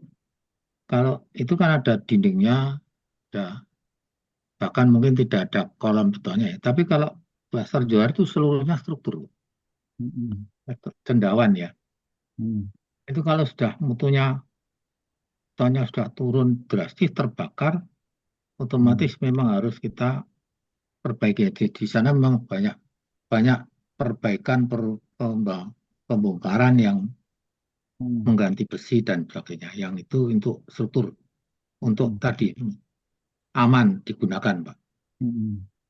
Tapi dalam beberapa hal itu kami agak bentrok dengan teman-teman cagar budaya karena ini tidak boleh dibongkar, ini tidak boleh. Kita mengetes kordil atap saja yang sudah terbakar meliuk-liuk itu tidak boleh. Tapi terpaksa kita lakukan itu karena saya tidak tahu mutu betonnya yang ada. Sebagai contoh Candi Borobudur saja waktu renovasi itu kan melesak keluar sampai roboh ya dinding luar. Itu pada waktu renovasi tahun berapa itu dikelilingi balok beton besar, Pak. Ada bukunya kan ada itu renovasi. Jadi di Candi Borobudur itu seperti slope itu ya, 1 x 2 meter besarnya betonnya itu. Jadi itu struktur memperkuat tapi tidak kelihatan. Kan maksud saya gitu. Menurut Pak Ardianto gimana ya waktu seperti ini? Mana yang lebih hidup? Kalau menurut saya sih harusnya ya aman digunakan tadi, Pak. Kalau menurut saya. Ya, betul. Ya. Apa menurut Pak Ardianto gimana? Ya, untuk kasus di Kota Lama, kalau kasus Pasar Johar itu kan sebetulnya bukan adaptive reuse ya, murni konservasi karena fungsinya kembali sebagai pasar dari pasar ke pasar. Jadi Ya, tidak alih fungsi. Dan itu memang harus ada penelitian waktu itu sampai membongkar pondasi, terus core drill, dites betonnya, diambil besinya, ditembak di cek tekanannya, tekanan tarik maupun tekan dan lain-lain ya. Ya itu dilakukan untuk keamanan berikutnya sesuai LSF. Dan itu telah dilakukan. Nah, untuk kasus Kota Lama ini hal yang sama itu telah dilakukan di gedung Spiegel ya, Spiegel yang seperti saya contohkan tadi, itu ada tambahan kolom di situ, ada tambah kolom beton, kemudian ada tambahan baja IWF di atasnya untuk menopang atap. Karena si pemilik bangunan juga khawatir kalau menopang lantai atasnya. Kalau nggak diberi perkuatan, khawatir nanti roboh gitu ya. Karena itu bangunannya sudah lama ya, sudah 100 tahunan gitu. Kasus kedua itu juga dilakukan di Odetrap. Odetrap itu bangunan lama di Kota Lama yang milik pemerintah kota ya. Itu dikonservasi juga dengan tambahan perkuatan baja IWF juga di samping-sampingnya karena harus memperkuat struktur bangunannya. Saya kira itu sah-sah saja karena memang untuk daya tahan jangka panjang itu harus diberi jaminan keamanan dari strukturnya. Kalau memang itu harus dibutuhkan ya. pada Ya, kasus tertentu. Terus ada juga rumah tinggal di Kiai Saleh ya. Itu bangunan kuno yang arsitekturnya modelnya bukan Belanda tapi mungkin Perancis atau nggak salah. Itu di Tenggarai itu mulai miring. Kan lantai 2 dindingnya tebal, tidak ada kolom, maka diberi tambahan perkuatan tambahan kolom beton dengan pondasi tambahan juga. Supaya bangunannya nggak miring. Dan pengunjung yang datang dilarang untuk naik lantai 2, kecuali pemilik. Jadi pengunjung itu hanya di lantai 1. Jadi persoalan kekuatan ini memang perlu diperhitungkan ya, dalam kajian bangunan ini, terutama bangunan-bangunan yang besar gitu ya, bangunan kolonial yang besar. Gitu Pak Bambang. itu Kiai Saleh yang mana tuh ya? Yang kantor Golkar atau bukan? Depannya, depannya Oh, anu kantor Utiungham yang sekarang dipakai sebagai oh, OJK ya, ya. itu loh, depannya OJK. Oh, Itu ya, ya, ya. Bu Widya Wijayanti dulu yang mengarahkan juga. Ya, ya, ya. Oh, yang, Gitu Pak ya, ya. Bambang. Ya, Pak. Baik, Ya, terima terima kasih. kasih sekali Pak Ardianto. Ya, sama-sama Pak Bambang. Baik, eh, terima kasih Pak Bambang atas pertanyaannya. Saya lanjutkan, Pak Ardianto. Ya, silakan. Saya rasa ini pertanyaannya Bapak Ida Bagus Gede dengan Ibu Romana Claudia sepertinya kurang lebih sama poinnya. Namun saya akan membacakan pertanyaan dari Pak Ida Bagus Gede terlebih dahulu. Mm-mm. Saat ini banyak bangunan bersejarah berada di lokasi strategis, namun Ya, ruang di dalamnya seringkali tidak sesuai dengan kebutuhan dan konteks zaman sekarang. Nah, dalam pemahaman postmodern, terdapat ruang untuk interpretasi ulang serta kebebasan berkreasi dalam mendesain ulang bangunan bersejarah termasuk melalui proyek adaptif reuse yang kerap menambahkan elemen baru baik dari segi bentuk maupun massa. Namun di Hmm. Indonesia, penambahan semacam ini sering dianggap sebagai tindakan yang tidak menghargai nilai sejarah bangunan tersebut. Bagaimana seharusnya kita menyikapi hal ini dalam konteks arsitektur saat ini, terutama ketika bangunan bersejarah tersebut sudah tidak mampu lagi memenuhi fungsi dan kebutuhan saat ini? Apakah boleh ada penambahan massa dan bentuk baru pada bangunan? Hmm. Monggo Pak Ya, Ardianto. ya. eh, ini persoalan dari ada Pak Ida Bagus sama Bu Romana ini ya. Nggih. Jadi ini kan persoalan interpretasi ya. Bangunan itu dibangun pada masanya atas kebutuhan masa lalu, ya. Terus bangunan itu sekarang berada di masa kini dengan calon pengguna atau pengamat atas kebutuhan masa kini. Nah, ini persoalannya perlu dilihat siapa yang memiliki bangunan itu dan siapa yang mau memakai bangunan itu. Nah, terus peraturan apa yang berada di kota itu. Pada intinya, kalau bangunan sudah 50 tahun ke atas, itu kan kena peraturan.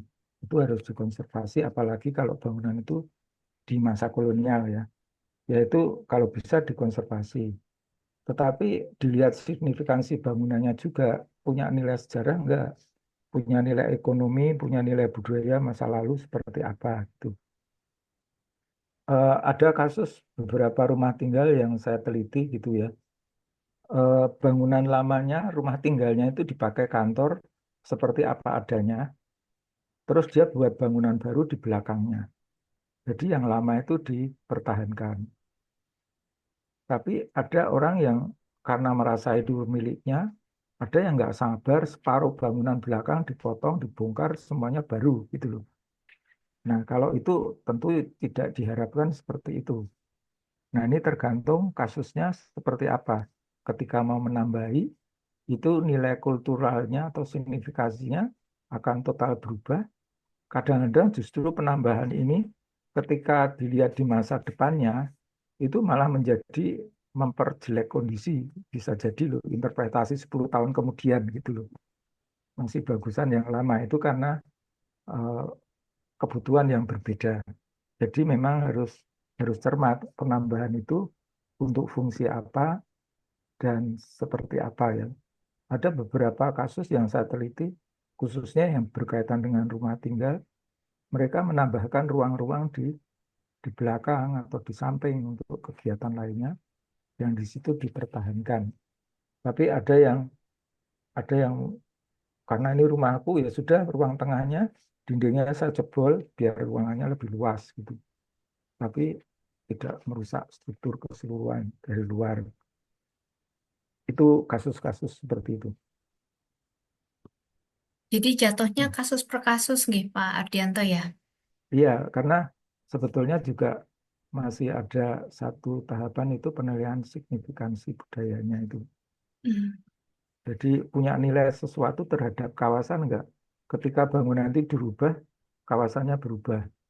Jadi di kota lama pun terjadi demikian ya. Fasadnya diubah dulu itu apa ya? Jalan beranjangan di kawasan kota lama. Sekarang itu sudah didemolisi bangunan di situ jadi lapangan parkir.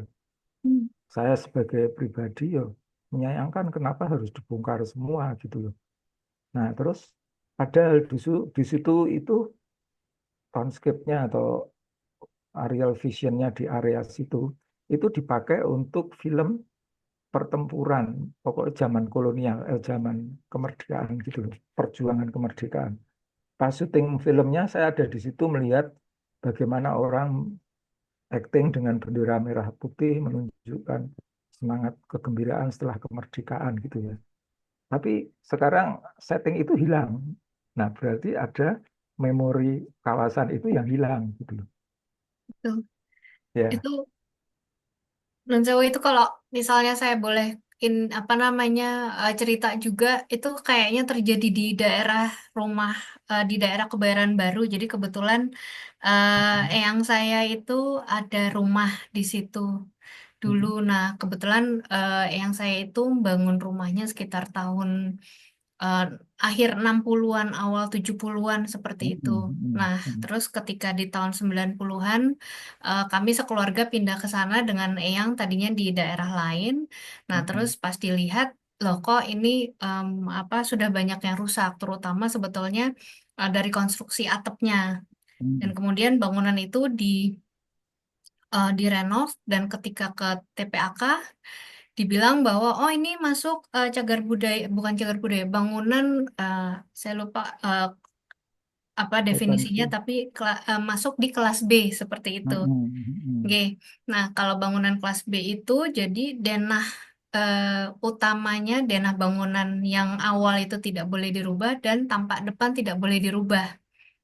Seperti itu. Nah, cuman waktu itu arsiteknya kebetulan sepupu saya mempertanyakan kalau begitu kenapa bangunan kami aja yang nggak boleh dirubah. Kalau Bapak ke sana itu kanan kiri depan belakang itu sudah Sudah berubah. berubah. Sudah berubah semua jadi bangunan Sudah dua berubah lantai tiga duluan. lantai. Nggak, jadi apa itu di Kebayoran Baru dan citra kawasan Kebayoran Barunya itu mungkin kalau sekarang ke sana udah hampir hilang, hanya bangunan-bangunan tertentu saja yang masih dipertahankan kayak Peruri itu kan masih gitu ya. Dan Dengan ada beberapa envelope-nya. bangunan di daerah Wijaya seperti itu, tapi sisanya itu mungkin hanya 5% kali atau di bawah 5% yang masih berupa bangunan Ya. lama seperti itu.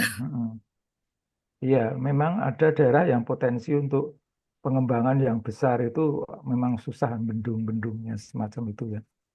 Jadi eh, saya pernah dapat proyek yang sebelumnya itu apa untuk mengidentifikasi bangunan untuk yang dikonservasi.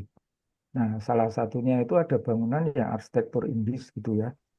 Nah, itu mau ditetapkan bangunan konservasi yang mau diberi plakat gitu.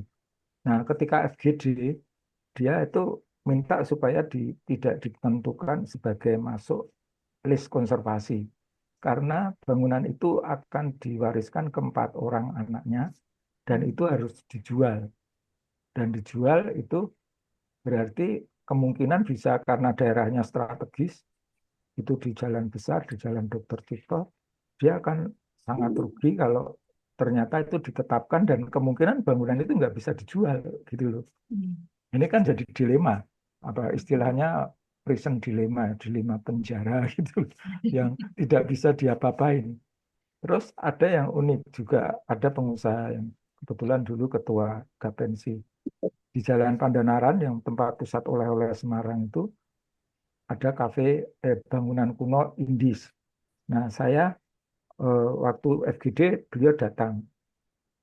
Kalau bangunan saya ditetapkan, saya akan menggunakan pengacara untuk melawan pemerintah kota. Itu Waduh. saya berjanji akan melestarikan bangunan itu dan aku ya akan mengembangkan sekitarnya.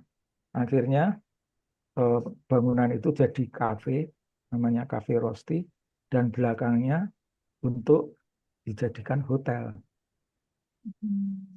Nah, akhirnya bangunan itu dikonservasi beliau sendiri, melibatkan arsitek, justru arsiteknya teman saya, ya teman kita, yaitu Pak Robert, yang pengajar dosen arsitektur S3 juga gitu.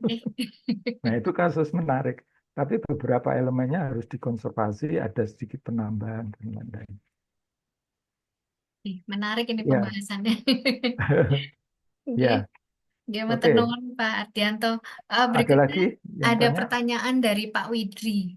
Ya, Bagaimana adaptive reuse berkorelasi dengan fungsi, bentuk, dan makna? Apakah dengan demikian arsitektur adaptive reuse bisa multifungsi walaupun bentuk bangunan tidak merepresentasikan fungsinya? Mohon arahannya Pak Ardianto. yang jelas bentuk dan maknanya dari luar itu tetap bangunannya ya.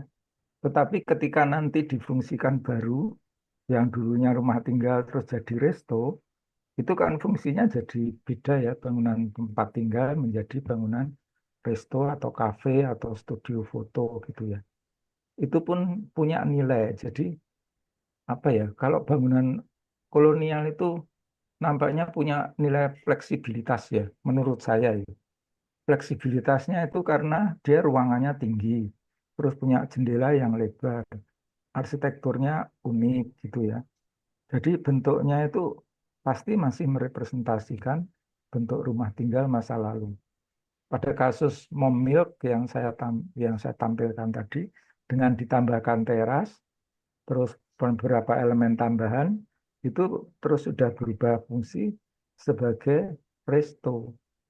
Dan interpretasi resto bisa saja bentuk seperti rumah juga kan bisa juga ya. Maknanya bisa berkembang lagi juga. Jadi resto, nah tinggal sentuhannya bagaimana.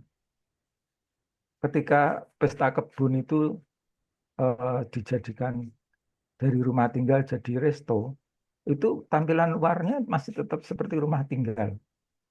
Tapi ketika masuk itu merupakan restoran yang besar gitu ya. Masih saja bisa, Pak Widri tahu tentu di Semarang pesta kebun ya. Jadi itu masih bisa bertampil rumah tinggal tapi di situ ada tulisan pesta kebun restoran ya sudah, dan sudah terkenal itu sebagai restoran dengan citra bentuk rumah kolonial masa lalu. Jadi karakter vintage-nya itu sudah ada di situ, melekat gitu ya. Bentuk dan maknanya itu terlihat di situ. Seperti M Block ya di Jakarta atau Post Block ya. M Block di Jakarta itu kan rumah-rumah perumahan peruri ya. Ya, Terus betul, dijadikan bangunan komersial. betul. Bentuk bangunan tidak banyak berubah, tapi fungsinya yang berubah kan. Iya. Nah, ternyata bisa menjadi fungsi baru, bisa dimaknai baru bangunan komersial dengan berbagai fungsi itu. Ada yang jual komik, ada yang jual resto, ada yang untuk hangout, macam-macam. Terus gedung filateli. Sekarang ada nggak penggemar filateli?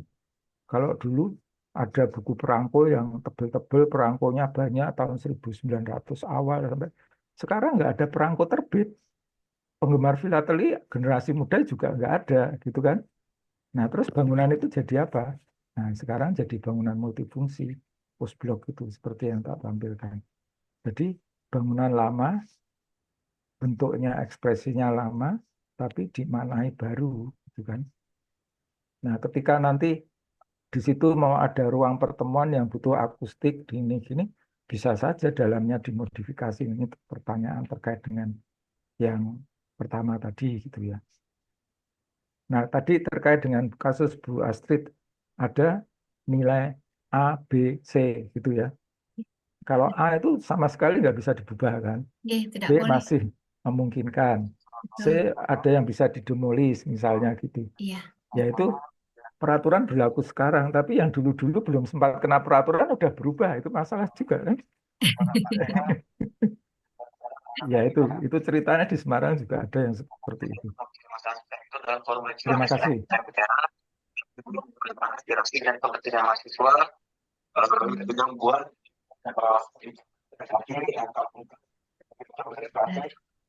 Baik, terima kasih Pak Widri. Semangat Pak Widri. Terima kasih Pak Adrianto. Yo. Oke. Eh, Kalau dari saya ada sedikit pertanyaan, Boleh Bu boleh Astrid. Pak Ardianto? Ya. Heeh.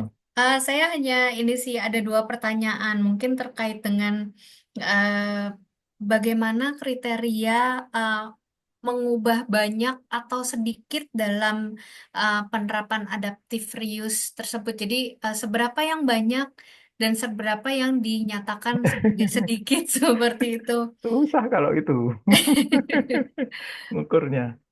Jadi kasus Goodfellas ya. Goodfellas itu supaya lantai yang motifnya itu apa terlindungi, maka seluruh lantainya ditutup dengan papan. Nah, itu arsitek terkenal dari Semarang, Revano ya. Dia juga yang mendesain rumahnya Raffi Ahmad katanya. Nah, terus dindingnya banyak dipertahankan, terus lampu ditambahi, plafon tetap gitu ya. Terus ada ruang yang sedikit dirubah, ada penyesuaian, ada ruang untuk botol-botol anggur, minuman anggur didesain baru. Yaitu ada penyesuaian-penyesuaian, tapi struktur ruang utamanya tidak berubah. Dari luarnya tidak berubah, terutama banyaknya di interior. Tapi ada yang berubah dengan satu interpretasi teras. Kalau hanya teras, ini sayang. Kemudian karakter terbukanya masih, tapi diberi kaca. Jadi tetap orientasinya ada cahaya di situ, ada view keluar. Itu memang fungsi utamanya dulunya begitu misalnya. Karena di bangunan itu di atas bukit, sehingga teras itu sangat potensial untuk view melihat kota bawah Semarang. Dan itu punya nilai komersial yang tinggi gitu kan. Nah itu fungsi kafenya menjadi menarik. Pernah keponakan saya dari Jakarta mau ke situ melihat kafenya bagus banget ya. Karena dibuat vintage gitu ya. Dan beberapa sudut bangunannya itu karakter tahun 70-an. Kebetulan yang mendesain arsitek. Tapi kok ya murah kalau menurut saya. Jadi harga kafe di Semarang sama Jakarta kan beda jauh. Jadi menarik di situ. Mungkin ada satu lagi pertanyaan Oke, saya, ya. Pak, terakhir mungkin terkait dengan insentif. Jadi kalau misalnya kita Oh ya, melakukan insentif. proyek adaptive reuse terhadap bangunan cagar budaya, apakah ada insentif dari pemerintah karena bangunan tersebut merupakan bangunan cagar budaya? Ataukah misalnya ketika bangunan tersebut diterapkan adaptive reuse tersebut dan kemudian digunakan kembali, apakah mungkin ada pengurangan pajak atau bagaimana mekanismenya gitu? Apakah Ya, kira-kira ya, betul. ada Jadi diinfokan? pada kasus Kota Lama ternyata juga diterapkan insentif ya. Ada insentif. Mereka itu PBB-nya dikurangi 50% waktu itu. Ada data yang saya peroleh. Jadi misalnya PBB-nya 30 juta jadi 15 juta gitu. Karena apa? Karena yang merawat bangunan adalah pemilik bangunan, tidak pemerintah. Jadi pemerintah tidak punya biaya untuk itu. Per bangunan diberi berapa, yaitu dengan cara insentif. Tapi kalau yang nggak mengajukan, nggak tahu, ya nggak dapat. Nah, ketika kebetulan saya ke Junas Foto, berapa PBB-nya di sini? Dia bilang saat itu 2017 itu 40 juta PBB-nya. Nah, Bapak tahu nggak kalau sebetulnya ada insentif dari pemerintah kalau bangunan ini masuk dalam list sebesar 50%. nggak tahu, bisa dapat ya. Coba aja diajukan gitu, misalnya gitu. Nah itu ada, tapi ya memang harus diperhitungkan, mungkin ada kaitannya dengan pertimbangan eh, pemerintah kota bahwa ini punya nilai untuk dikonservasi dan lain-lain. Gitu ya. Jadi memang ada, khususnya di kota lama, itu memang ada insentif di kota lama. Baik, kalau begitu. Em, ya, eh, sampai saat ini sudah tidak ada pertanyaan lagi. Tadi sempat ada acungan tangan dari Bapak Abdul Majid, mungkin, tapi beliau sepertinya sudah menurunkan tangannya. Gimana, Pak Abdul Majid? Permisi, Ya, apakah? tadi pertanyaannya sudah disampaikan sama Pak Bambang, Ibu. Hampir Oh, sama. baik. Ya sudah. Terima Baik, kasih. terima kasih Pak Abdul Majid. Oke, baik. Ya, sama-sama, Pak. Ya, Baik, kalau begitu sudah selesai sesi pertanyaan ini. Apabila tidak ada pertanyaan lagi, mungkin akan saya tutup dengan sedikit kesimpulan bahwa prinsip adaptive reuse bukan hanya merupakan upaya untuk melestarikan dan memanfaatkan bangunan kolonial yang sudah ada dan cenderung terbengkalai, namun juga untuk menjaga tata ruang kota dengan mengakomodasi fungsi kontemporer sesuai dengan tren kegiatan komersial yang sedang berlangsung. Prinsip adaptive reuse juga diterapkan untuk menjaga citra warisan budaya dengan mengharmonisasi elemen lama dan baru. Adaptive reuse juga memastikan fungsi yang baru tersebut sesuai dengan kondisi spasial dan keterbatasan struktur dari bangunan existing tanpa menghilangkan karakternya. Dengan menerapkan prinsip adaptive reuse, nilai ekonomi bangunan dan kawasan tempat bangunan tersebut berlokasi dapat ditingkatkan sembari sekaligus untuk menstimulasi ekonomi lokal, terutama dari sisi komersial dan pariwisata. Demikian kesimpulan yang dapat saya tarik. ya kesimpulan yang bagus, Bu Astrid. Matur nuwun, Pak. Baik, kalau begitu Bapak Ibu, dengan demikian saya akhiri acara pemberian materi dari Bapak Ardianto sore ini terkait dengan penelitian adaptive reuse pada bangunan kolonial. Mungkin kalau dari saya ada sedikit kebiasaan, boleh nggak Pak Ardianto, Nun Sewu, mungkin sekitar 30 detik kita mau foto keluarga. Silakan difoto. Oke. Mungkin Bapak Ibu dapat menyalakan kameranya masing-masing.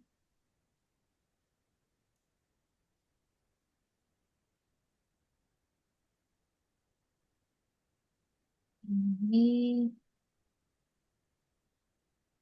Oke.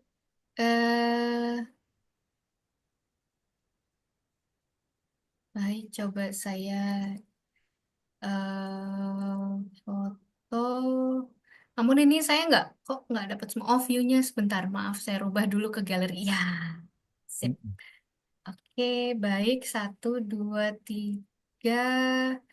Lalu yang kedua. 1, 2, 3. Dan yang ketiga. 1, 2, 3. Baik, kalau begitu, dengan demikian berakhir sudah acara ngobrol bareng sore petang pada hari ini. Terima kasih saya ucapkan kepada narasumber kita, Bapak Ardianto, dan saya juga mengucapkan terima kasih kepada Prof. Pur sebagai Kepala Program Studi Doktor Arsitektur Konsentrasi Arsitektur Digital Universitas Katolik Sugiya-Pranata. Dengan demikian saya tutup dulu. Terima kasih. Selamat malam, sehat selalu. Assalamualaikum warahmatullahi wabarakatuh. Ya, terima kasih Pak Ardianto, terima kasih Bu Astrid, Terima kasih. terima kasih buat sekalian semuanya. Terima Ya, kasih. terima kasih semua perhatiannya. Selamat malam. Selamat Sehat malam. selalu. Izin live, Pak. Ya, Ya, monggo. Izin live, Prof. Izin Ya. live, Prof. Pak Ya, Ardianto, Bapak ya, Ibu. izin Terima live. kasih. Terima kasih. Kalian. Izin live, Bapak Ibu, Prof. Ya.